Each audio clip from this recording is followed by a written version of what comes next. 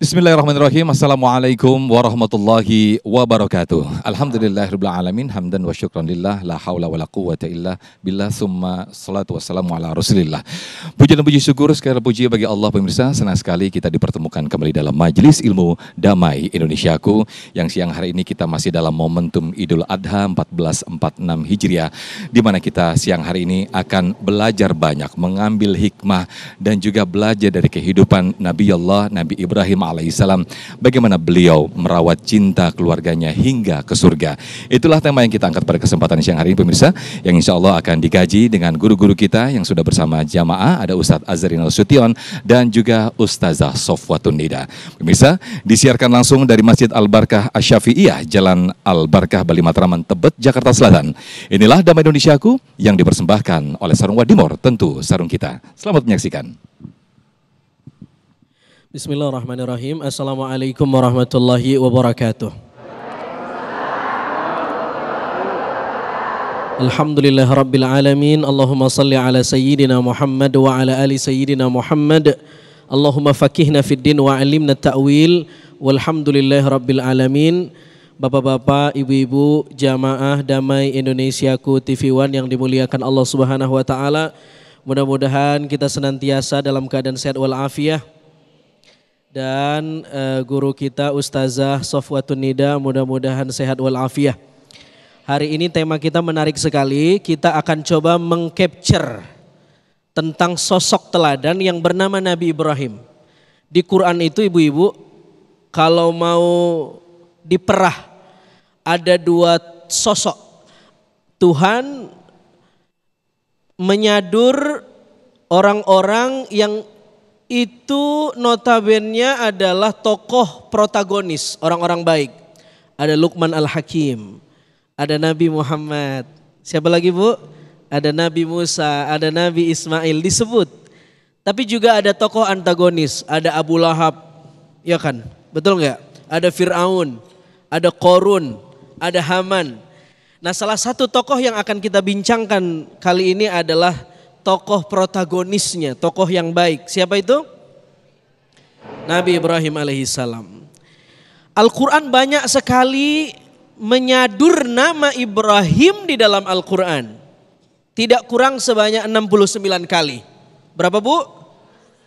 69 kali. Itu artinya nama ini menjadi tema penting dalam Al-Quran. Jadi kalau kita ingin berbicara tentang Nabi Ibrahim, akan ada banyak yang harusnya bisa kita capture. Apa aja pelajaran yang bisa kita ambil? Karena Allah menyebutnya 69 kali. Dari namanya saja, Nabi Ibrahim sudah bisa jadi teladan. Nama Ibrahim, kata pakar bahasa, salah satunya berpendapat, terdiri dari dua kata. Ab, yang bermakna ayah, abun. Dan Rahim, yang bermakna penyayang. Kenapa Ibrahim disebut Ibrahim? Karena nanti seluruh nabi, 124.000 nabi yang lahir setelah Ibrahim ke bawah, semua genetiknya menyambung ke Ibrahim DNA-nya. Semua nabi yang lahir setelah Ibrahim, itu DNA-nya menyambung ke Ibrahim alaihissalam dan semuanya menyebarkan rahim, rahmat Allah Subhanahu wa taala ke semesta alam ini. Itu teladan yang pertama. Karena itu Al-Quran menyebut Nabi Ibrahim sebagai apa? Inna Ibrahim kana ummatan. Ibrahim itu adalah umat dalam surat An-Nahl. Yang pertama, Ibrahim disebut Al-Quran sebagai umat. Ibu-ibu, kalau kita nyebut umat isinya banyak enggak? Banyak. Enggak mungkin satu orang, betul? Umat berarti itu apa tuh? Satu peradaban, komunitas. Nabi Ibrahim orangnya satu atau banyak? Tapi Al-Quran menyebutnya umat. Berarti kualitas moral Nabi Ibrahim, kualitas personal Nabi Ibrahim satu sebanding dengan banyak manusia di bumi. Sehingga Al-Quran menyebutnya umat. Halo, Assalamualaikum. Masih hidup gak nih? Ini kebalik sama kita. Kita umat karena banyak. Tapi kualitasnya satu. Diajak ke kiri ngikut. diajak nyungsep, ikut. Nggak punya karakter. Tapi Nabi Ibrahim satu, tapi kualitas personalnya disebut ummah. Inna Ibrahim kana ummah. Ibrahim itu adalah ummah, umat. Seakar kata dengan imam. Imam itu berarti di depan. Kenapa di depan? Karena dia teladan. Ibrahim disebut ummah karena dia teladan untuk manusia. Halo, Assalamualaikum. Bu. Ini yang pertama. Yang kedua, apa pelajaran dari Nabi Ibrahim? Nabi Ibrahim ini karena ada anak-anak Gen Z ini. Nabi Ibrahim ini anak Gen Z ya, Bu. Yang ini bukan yang ini nih.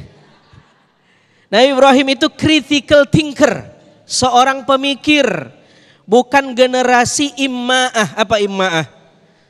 Ngebebek. Disuruh ke sana ikut, ke kiri ikut, ada tren ini FOMO. Nabi Ibrahim itu critical thinker, seorang pemikir. Waktu itu ada tren yang viral. Tren viral itu adalah setiap orang punya tradisi menyembah patung yang dia pahat. Ada adonan dari tepung gandum, diubek-ubek, dibentuk jadi tubuh manusia, udah kecetak, disembah. Masuk akal gak kira-kira, Bu? Kata kita hari ini gak masuk akal, tapi oleh orang dulu itu tradisi dan viral. Yang tidak ikut tradisi itu dianggap ketinggalan zaman. Tetapi Nabi Ibrahim tidak sembarangan ikut tren. Dia nanya dulu dalam surat As-Saffat ayat 95.